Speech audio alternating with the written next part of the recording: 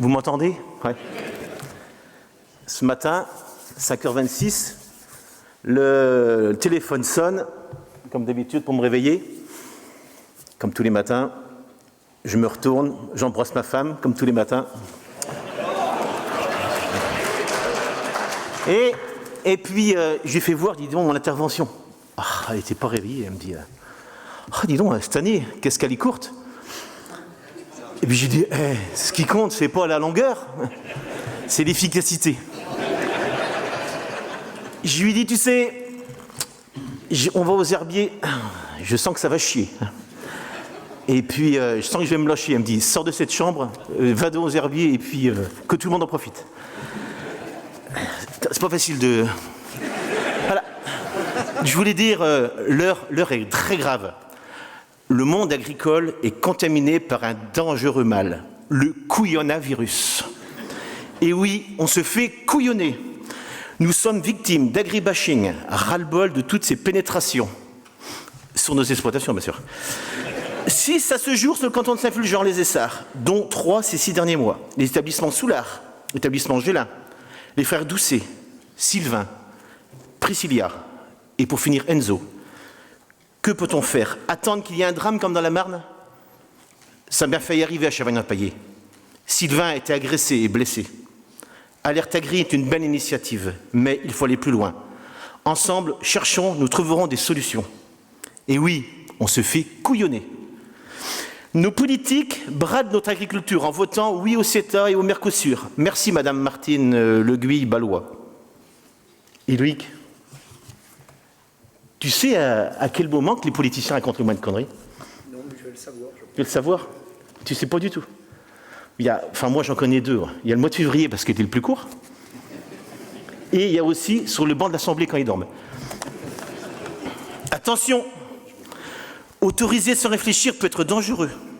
Notre balance commerciale agricole pourrait connaître son premier déficit en 2023, selon un rapport du Sénat. En cause, une concurrence déloyale et la disparition des terres agricoles depuis 60 ans. C'est quand même 60 000 km² qui ont disparu. La Vendée, c'est combien de surface? Vous connaissez? Bon, personne, collé. 6 720 km² la Vendée, soit 10 fois notre département. Vous vous rendez compte? Inimaginable. Sur Saint-Fulgence-les-Essarts, la priorité était donnée à la réhabilitation des friches industrielles. Et avant d'agrandir les zones industrielles, il semblerait que nous avons été écoutés.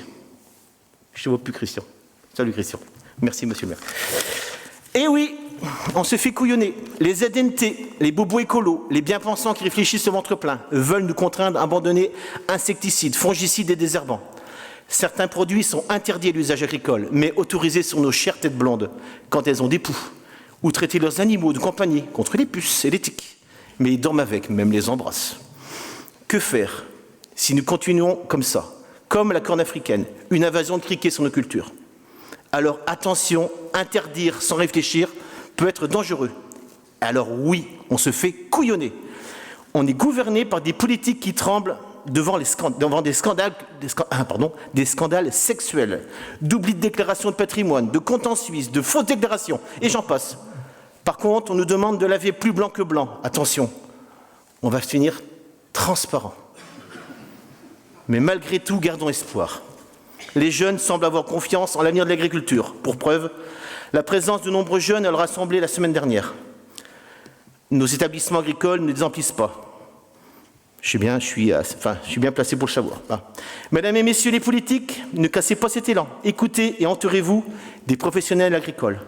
J'espère que vos prochaines équipes municipales seront enrichies d'agricultrices et d'agriculteurs. Elles n'en seront que meilleures. Mes propos vont être courts. Alors moi, c'est plutôt 2 remerciements. Remerciements à 2 personnes. Alors, à toi, Guy. Bon, c'est vrai qu'avec la prestation qu'il vient de faire, c'est vrai que c'est difficile à égaler. Mais il y a 3 ans, quand on a quitté nos anciens cantons et qu'on est arrivé comme, c'est vrai qu'on vous a rejoint, à Chauchet. Bon, c'est vrai, monsieur le maire de Chauchet est présent ce matin. C'est vrai que c'est tout à fait grave. En plus, Chauchet, c'est vraiment ma commune de cœur. Et c'est vrai depuis 3 ans, on a passé 3 bonnes années. C'est vrai que tu es une personne fédérateur. il n'y a jamais de problème avec toi. C'est vrai que tu as toujours une pierre pour boucher le trou. C'est vraiment très intéressant. Et pour ça, Guy, je t'en remercie. Et aussi, je voudrais vous parler de Gilbert. Alors, es-tu là, Gilbert? Je ne le vois pas. Parce que c'est vrai que ce matin, on n'est pas venus ensemble. Alors, ah oui, je te vois. On n'est pas venus ensemble ce matin. C'est vrai que il y a bien longtemps qu'on se connaît. Et je voulais juste faire un focus sur ce que tu as fait. Alors, Gilbert, c'est notre président sortant. Gilbert, tu as été JA dans les années 80. Tu as été trésorier pendant 2 mandats. Après cette période, tu as pris la fonction de président et tu l'as exercé pendant 24 ans. Pendant cette période, tu as connu 2 remembrements, l'implantation des 2 autoroutes et bien sûr le nœud autoroutier de l'A83 et l'A87. Que de réunions pour trouver le foncier nécessaire, ne pas trop frustrer les différents partis. Souviens-toi du temps passé à récupérer, contrôler, parfois corriger les dossiers PAC quand tu faisais un dépôt groupé pour faciliter et éviter le déplacement de chacun. Tu as souvent reçu chez toi les plaintes de chacun. Tu as toujours trouvé la justesse d'expliquer, parfois avec fermeté, les raisons de certaines décisions du fonctionnement de notre réseau. Quand un dossier structure devenait compliqué, tu rassemblais les différents partis et trouvais une solution, la moins mauvaise parfois, et même de personnes non adhérentes. Tu as formé beaucoup de jeunes sur ta ferme, là aussi sans compter, avec cette patience qui te caractérise. Tu as également pris la présidence du SR pendant toutes ces années avant qu'elle ne soit départementalisée. Grande était ta frustration, parfois ton dégoût, au moment d'organiser les manifs pour trouver les collègues pour t'accompagner.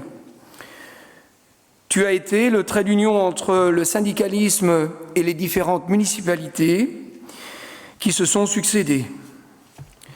Tu viens d'accepter de rejoindre le groupe pour les prochaines élections municipales.